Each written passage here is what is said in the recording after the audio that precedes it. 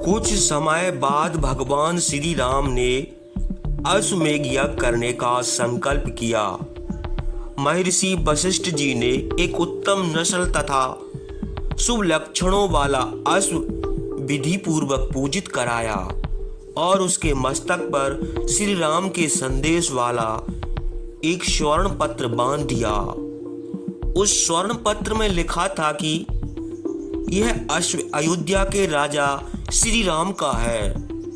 जिन क्षत्रिय नरेशों को अपनी शक्ति का अभिमान हो वो इस अश्व को पकड़ने का साहस करें। अयोध्या की सेना इस अश्व को बलात् उससे छुड़ा लेगी।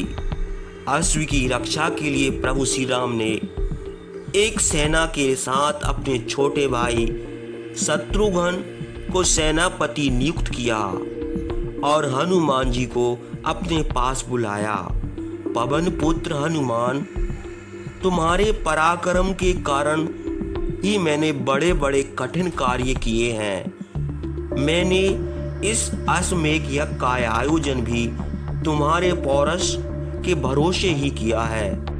मैं चाहता हूं कि तुम इस अश्व के साथ संपूर्ण सेना के संरक्षण के रूप में जाओ। तुम मेरी भांति ही मेरे अनुज शत्रुघ्न की सुरक्षा के प्रति सतर्क रहना। यदि शत्रुघ्न कभी त्रुटि करे तो तुम उसे समझाना।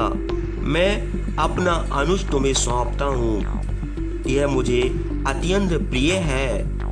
प्रभु श्री राम द्वारा अपनी प्रशंसा सुनकर और अपने ऊपर उनका विश्वास और भरोसा देखकर हनुमान जी पुलकित हो उठे।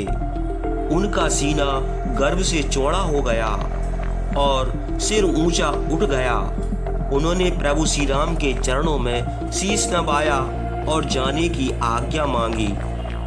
श्री राम ने शत्रुघ्न से कहा, प्रिय भाई हनुमान जी को अपने बड़े भाई के रूप में सम्मान देना।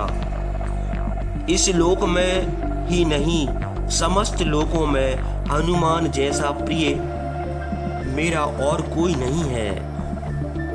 भ्राताश्री, आप निश्चिंत रहें। शत्रुघ्न ने कहा, हनुमान जी जिस तरह आपको प्रिय हैं, उसी प्रकार मेरे लिए भी आदर के पात्र हैं। मैं सदा इनसे सलाह लेकर ही रात दोनों से आस होकर प्रभु श्री राम ने उन्हें विदा किया।